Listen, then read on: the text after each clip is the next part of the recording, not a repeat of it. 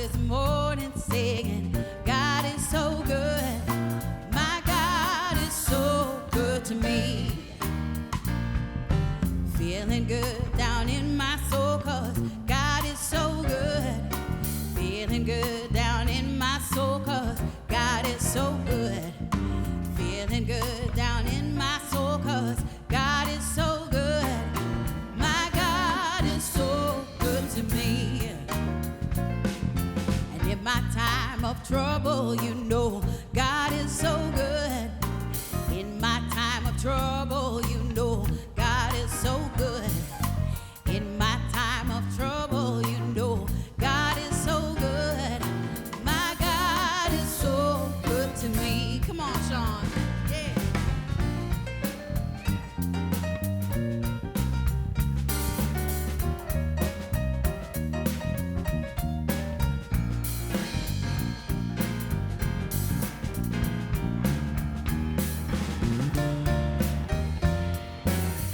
Yeah.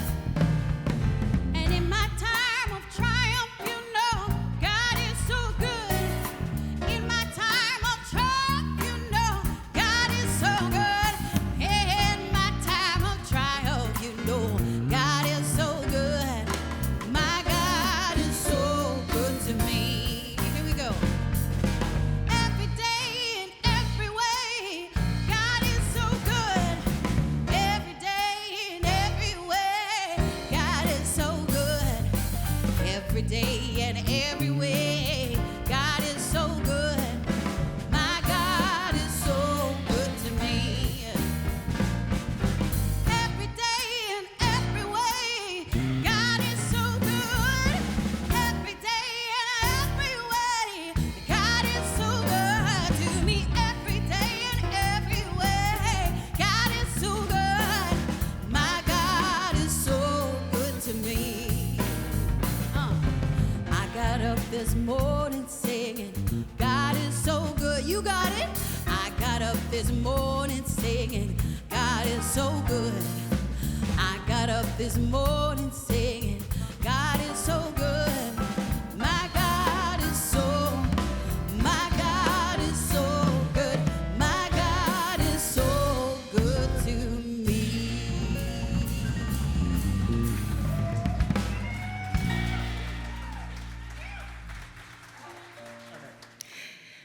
The theme for this month is the power of belonging, and belonging is important.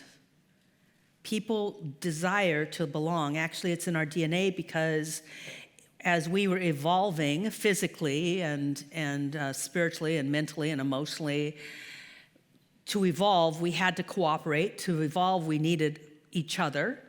Individuals did not survive too well in the wilderness. Maybe it's because our claws weren't as good as others, and we didn't run as fast as some of the predators, and we had no great teeth to bite into things. So just genetically, we needed each other, if nothing else. But I want to talk a little bit more about belonging, but make it more specific and to belong to a community. Because we can also belong to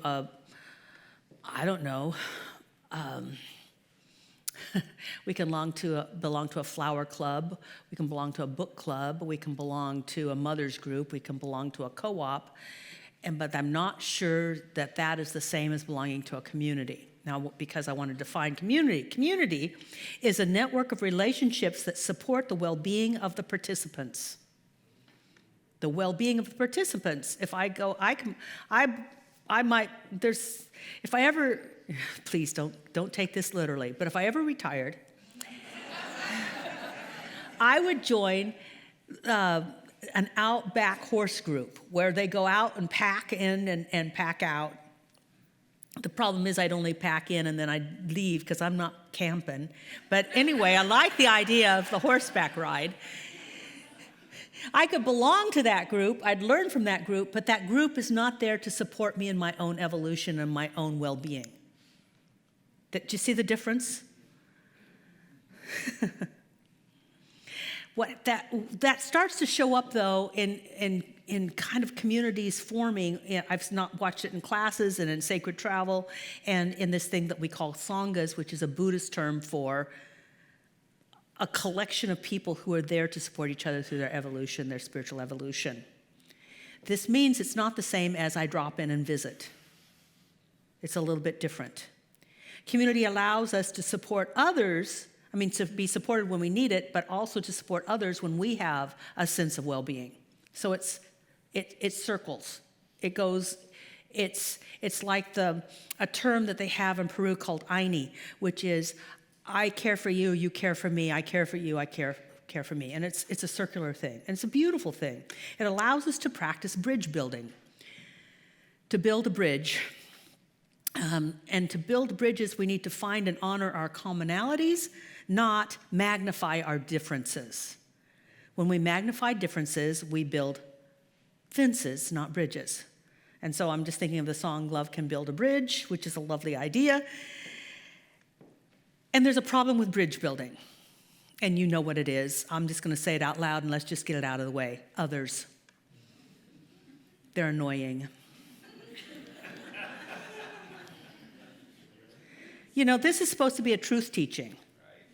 Not a let's all be, love and light and bubbles teaching. Some people are annoying. How many of you have ever been annoyed?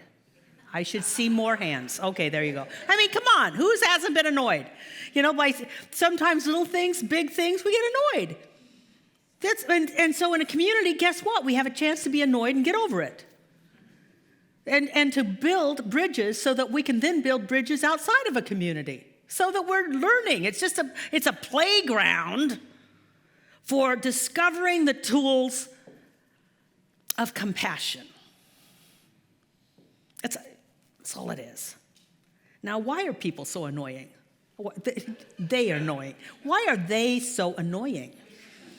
They are annoying because in the process of it individuating, because a baby doesn't know the difference between itself and its mother. And as children develop, they belong to this little group, and then they start to individuate, and words start to show up in their vocabulary like, no, you're not the boss of me. Why? Fun words. And then they individuate even more and more and more to the place where sometimes they don't want anything to do with those people that they grew up with. How many of you were there? I didn't have to individuate because I was a feral child.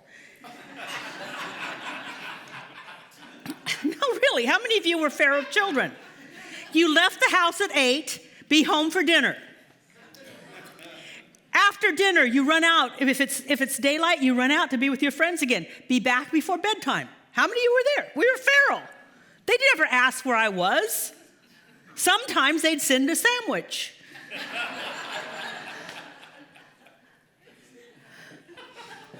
I didn't need to individuate. I was individual. But sometimes we still need to do that. So I didn't need to rebel because I was my own character. Just ask. But people in their process of individuating, whether it's with your family or just with the society around you, we build preferences. And preferences are great. They're perfect. It's wonderful. It's normal. It's natural. It's good. Preferences serve us. That's why Tim and I never eat each other's ice cream. Because I'm not eating that berry stuff. And he's not eating the peanut butter and chocolate. So I can open up the freezer at any time and I know my ice cream will be there. And it won't be touched. That preferences are good. The problem is when we become so attached to our preferences, like how to cook a roast, or how dare you cook a roast, how you vote, the right way to worship and what to call God. There is a discussion in my wonderful group of other ministers about how we should stop using the word God because it's offensive to some people. And I thought, somehow spirituality and God sort of go together. I'm not sure what the problem is. But, okay, call it. the original expression of all life and intelligence that expresses itself through all creation from the beginning and will be at the end. But it's so much shorter to say God. I mean, it just really is. So when you hear God, if you're offended or a button is pushed, then just insert word that works for you, because it doesn't care and we don't care. But I've got only about 25 minutes, and I can't give you all the names that it could be called in that amount of time. So I'll just abbreviate. We even have amazingly varied preferences for how to create a better world and how it should be done. The problem is when we think our preference is the way to create a better world, and your way of creating the better world is not okay. Actually, there's a study, and I didn't bring it with me, but a woman made a study, and she said, her last name is Macy, M-A-C-Y, if you want to find her. She said that people contribute to the world in three ways. One is to be an activist. One is to be a builder. An activist will go out and say, oh, holy hell no, to what's going on. A builder goes inside the systems and redo it from the systems, and the others are called consciousness builders, and they do it by doing internal work. All three are just as powerful as the other two. And you follow your way, and your way is not the only way. And yet I hear that. You got to be doing this. Well, we're all doing if we care about the world, we're going to do it in a way that works for our personality and our own consciousness. And we have to honor that in other people. So, this is a community. And so we base the community on what we have in common. And I would say what we have in common is not so much what's on the outside, although there's, we could look at this and say, okay, there's some commonalities here. But what we really have in common is a desire to have an experience of spirit, an experience of the spiritual. Now, I want to just tell you a little bit about what I believe the spiritual is. This is just my definition, so you know where I'm coming from when I talk about it. My definition for spirituality is a need to connect with something greater than ourselves. But that's not all, because then it could just be a hungry, aching need. According to some people, people have a need to connect to something greater than themselves, but they don't connect, so then they fill themselves with other stuff, like drugs or activities or processes, to fill that need. So it's not just you need, but it's also that you seek to connect. You desire to connect, you connect, and then you are blessed by the fruits of that connection. So that there's actually the filling up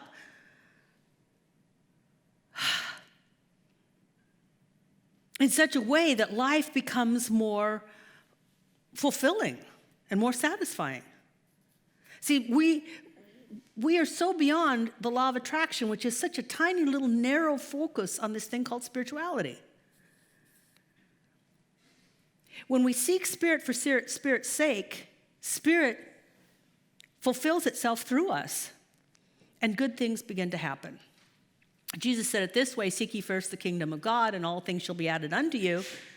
And what we're saying is, seek your connection, establish the connection, and live from that connection, and things seem to just go better.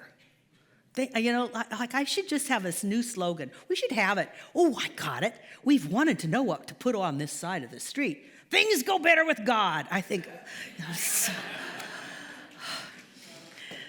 But who knows what Coca-Cola would say about that anyway. But anyway, so we, I know I have notes all over. I was making notes when I was in Egypt, so I've got to make sure that I want to do all of this. What religions do is give you, any religion at its heart, gives you a path or a technique or a plan for connection. And their plan, if it works, is good. Some of you are here because what you were used to didn't work anymore. And it may be a time that this won't work anymore. What counts is that you can connect and that you can feel that connection. T.R. Desjardins, I'm going to lead you just a little bit more, said that the highest name for God, and this is also showing up in other religions, is love. And that love is the draw that leads all people back to their origins. So the more we know God, the more we will know love. And the more we know love, the more we will know God, which is that connection thing, And then there's many blessings because of that kind of connection. We want to build this community on love and connection, not just, I go here on Sunday. I mean, you can do that. You can just participate that way.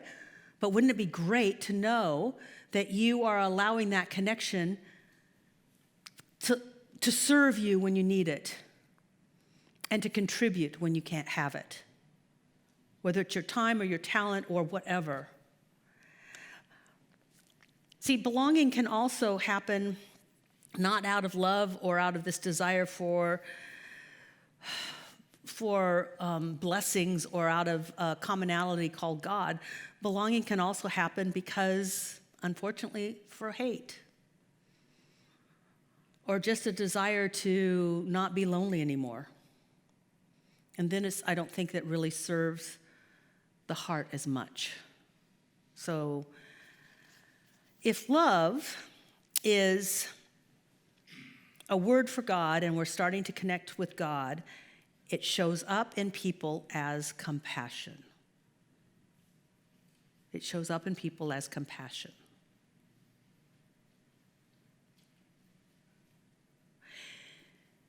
And what I'm realizing just recently, because I've once again been introduced to the works of Cindy Wigglesworth. And really, that's it, Wigglesworth. It sounds like something out of Harry Potter. She studied the development and how to measure spiritual intelligence. And she did this for years and years and years, at least 15 years of really doing studies.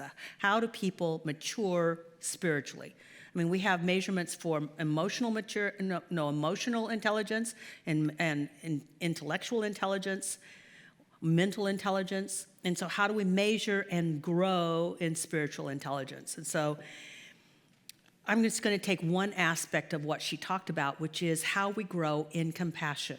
Because God shows up in us as compassion. Now, people will sometimes say God's compassionate. No, God's not compassionate. God's just love. But it acts through us compassionately. Love in action is compassion, and it moves through us. And it's thrilling. How many of you have just been taken over by this, not even desire or need, but just found yourself being an instrument of God? How many of you have felt that? It's thrilling. It's filling. That's compassion. I do weird things in Egypt because people expect it. Actually, I think I'd like to do it here. That would be weird.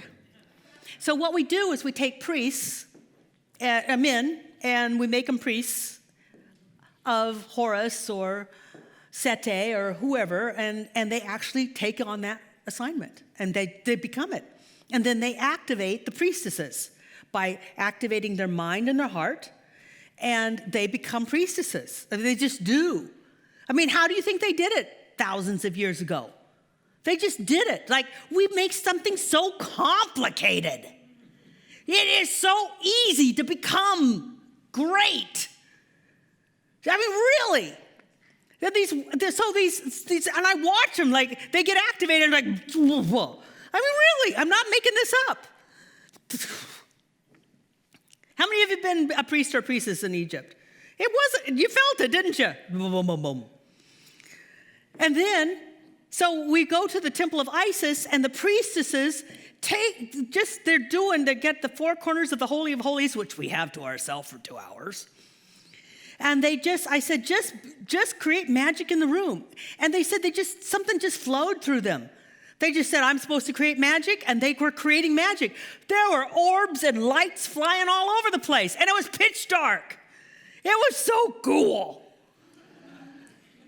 This is what's possible when you just let God use you.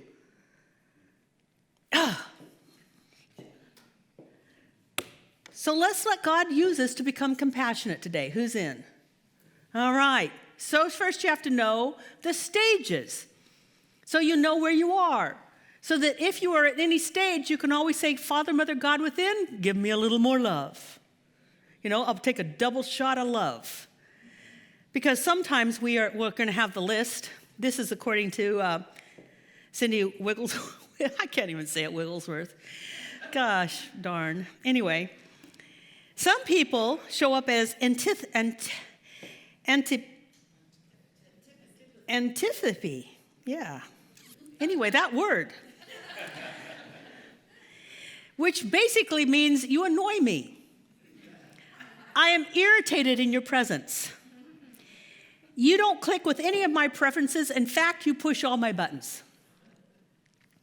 This is what happens when we judge people by the outside. We don't get to know them. I don't want to know you. I look at something about you and I don't care about it.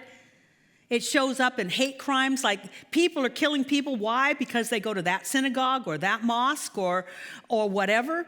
Right after 9/11, anybody wearing a turban was fair game for some people because they were different and who knows who they are. And they took out all their anger on anybody that looked suspicious. That's that word. But you're not there. But sometimes we just get a little bit of it. Not bad, just don't want to sit by him.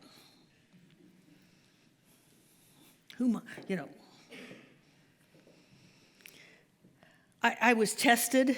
I was tested in my own neighborhood when at a certain time of me being in the neighborhood, a new family moved in, and they looked wonderful, cute kids. And the guy would drive around with a Confederate flag flying from his big pickup. And I had such a chance to go into that word. Like, what? Man, he's a nice guy.